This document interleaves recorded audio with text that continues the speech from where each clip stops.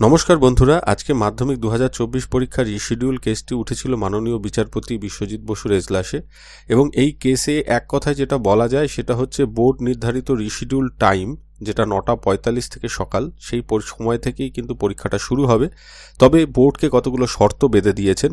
এই কেস সম্পর্কে বলতে গেলে এক কথায় বলতে হয় যে এই কেসে বোর্ড এবং রাজ্য পরাজিত, পিটিশনাররা পরাজিত, জয়ী বা ম্যান অব দ্য ম্যাচ হচ্ছেন বিচারপতি। কেন কথা বলছি তাহলে এই বিষয়ে একটু বিস্তারিত যাচ্ছি। বোর্ডের তরফ থেকে যেটা সিরিয়াসলি মেনটেনেবিলিটি নিয়ে একটা অবজেকশন তোলা হয়েছিল, সেই অবজেকশনের বিষয়টা বেশ সিরিয়াস ছিল, কারণ বোর্ডের যে যুক্তি ছিল তাতে পিটিশনার হওয়ার যে ক্রাইটেরিয়া সেটাই পূরণ করতে পারেননি পিটিশনাররা, ফলে তাদের রিট পিটিশন গ্রহণ করা সম্ভব না। বিচারপতি এই আর্গুমেন্টের দিকে যাননি, অর্থাৎ কিছুটা ডিসকোয়ালিফাই করে দেওয়ার চেষ্টা ছিল প্রথমেই। বিচারপতি পিটিশনাররা কোয়ালিফাই না ডিসকোয়ালিফাই সেই জায়গায় যাননি, কিন্তু পিটিশনারদের তোলা যে বিষয়টা, যে মাত্র 2 সপ্তাহ আগে মাধ্যমিক পরীক্ষার সূচিটাকে এভাবে পরিবর্তন করা হলো, সেটাকে কিন্তু যথেষ্ট গুরুত্ব দিয়ে দেখেছেন মূলত স্টুডেন্টদের স্বার্থে। এবং সেই গুরুত্ব দিতেই গিয়ে তিনি পিটিশনারদের থেকেও বোর্ডের দিকেই বেশি প্রশ্ন ছুড়ে দিয়েছেন এবং বোর্ডকে বলেছে যে আপনারা কেন এটা পরিবর্তন করলেন এবং এর জন্য আপনারা কি ব্যবস্থা নিয়েছেন। তো যে যুক্তিগুলো বোর্ড তুলে ধরেছিল, মেনটেনেবিলিটির ব্যাপারে বিচারপতি যেতেই চাননি। এছাড়া আরও 2টো নতুন যুক্তি তারা তুলেছিল। একটা হচ্ছে যে ওই সময়টা সকালের প্রথম দিকে ট্রাফিক যানজট কম হয়, যানবাহনের ভিড় কম হবে, এই যুক্তিকে বিচারপতি একদমই গ্রহণ করেননি। পাশাপাশি যে যুক্তিটা তুলে ধরা হয়েছিল যে যেহেতু পরের দিকে অনেক কাজ থাকে পরীক্ষা শেষ হয়ে যাওয়ার পরেও, সেই সময়টা যাতে পাওয়া যায় ফেব্রুয়ারি মাসে, তাই কাস্টোডিয়ান পরীক্ষা পদ্ধতির নিয়ামক যারা পরীক্ষা পদ্ধতিটা চালাবেন তাদের কথা ভেবে এই সময়টা এগিয়ে নিয়ে আসা হয়েছে। এই যুক্তিটিকেও কিন্তু বিচারপতি গ্রহণ করেননি।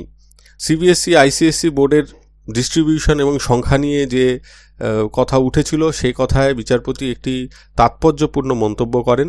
তিনি যেটা বলেন সেটা হচ্ছে শহর অঞ্চলে এখনও হয়তো সিবিএসই আইসিএসসি স্কুল বোর্ডের, ওয়েস্ট বেঙ্গল বোর্ডের স্কুলগুলোর সাথে প্রায় সমান জায়গায় চলে এসছে এবং শিক্ষা ব্যবস্থা বা শিক্ষা দপ্তর যেভাবে চলছে তাতে হয়তো আগামী 5, 6, 7 বছরের মধ্যে গ্রামাঞ্চলেও দেখা যাবে মাধ্যমিক বোর্ডের স্কুলের থেকে, West Bengal board of secondary এডুকেশনের স্কুলের থেকে সিবিএসই আইসিএসসি বোর্ডের স্কুলও সংখ্যায় যথেষ্ট এগোবে।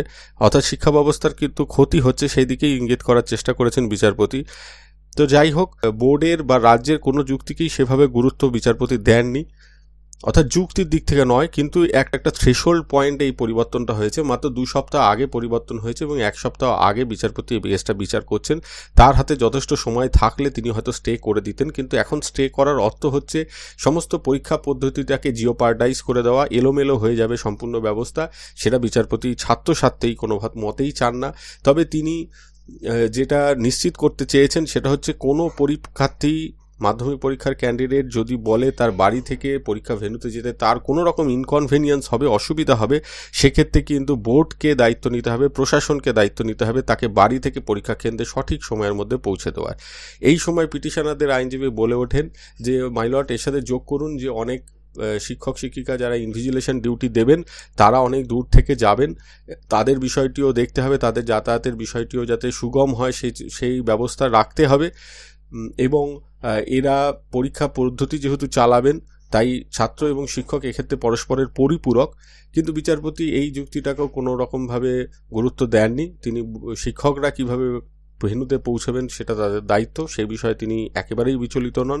তিনি শুধু ছাত্রছাত্রীদের কথা ভেবেছেন এবং ভেবে তিনি যে গাইডলাইনগুলো দিয়েছেন সেটি হচ্ছে, 1, এটা ওয়াইডলি সার্কুলেটেড করতে হবে দৈনিক সংবাদপত্রে, ওয়েবসাইটে এবং স্থানীয়ভাবে থানার মাধ্যমে মাইকিং করে ছাত্রছাত্রীদের জানাতে হবে যে কতগুলো টোল ফ্রি নাম্বার থাকবে যেখান থেকে কন্ট্রোল রুম বা ফ্রি হেল্পলাইন, যেখানে ফোন করে যে কোনো সময় পরীক্ষার শুরু হওয়ার আগে যদি কোনো ছাত্রছাত্রী অসুবিধায় পড়ে বা যাদের ভেন্যু অনেকটা দূরে পড়েছে তাদের যদি অসুবিধা হয় তারা জানাতে পারবে এবং তার ব্যবস্থা নিতে হবে প্রশাসন এবং বোর্ডকে যে এই সমস্ত ছাত্রছাত্রীদের নির্দিষ্ট সময় পরীক্ষার ভেন্যুগুলোতে পৌঁছে দেওয়া হবে।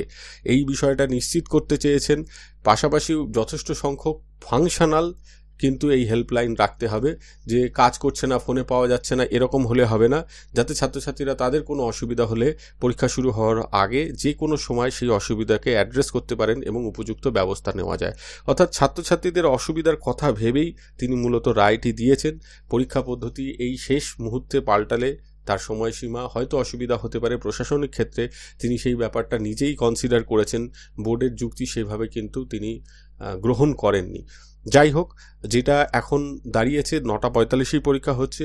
এখন আমাদের রাজ্যে এর আগেও দেখা গেছে বিভিন্ন সময় পরীক্ষার্থীরা আটকে গেলে জনসাধারণ হোক, পুলিশ প্রশাসন হোক, তাদের সঠিক সময়ে পৌঁছে দেওয়ার ব্যাপারে বেশ গুরুত্বপূর্ণ ভূমিকা পালন করে আসছে, বিগত দিনেও আমরা দেখেছি। এবং এই বছরের ক্ষেত্রে আদালত, কোর্টের রায়ে সেটা উল্লেখ থাকবে এবং সকলকে এগিয়ে আসতে হবে। জীবনের প্রথম পরীক্ষা দিতে যাচ্ছে আমাদেরই ঘরের ছেলেমেয়েরা, আমাদের সন্তানসম ছাত্রছাত্রীরা, তারা যাতে সঠিক সময়ে পরীক্ষা দিতে পারে, তা এমন পরিবেশ তৈরি হয় যে তাদের ভেন্যুতে পৌঁছানো নিয়ে কোনো রকম প্যানিক তারা না হয়ে পড়েন, তারা যেন পরীক্ষায় মনোযোগী হতে পারেন। আর রিভিশনের বিষয়টা উঠেছিল পিটিশনারদের পক্ষ থেকে, যে সকালে যদি একটু বেশি সময় পাওয়া যেত রিভিশনের উপকার হতো।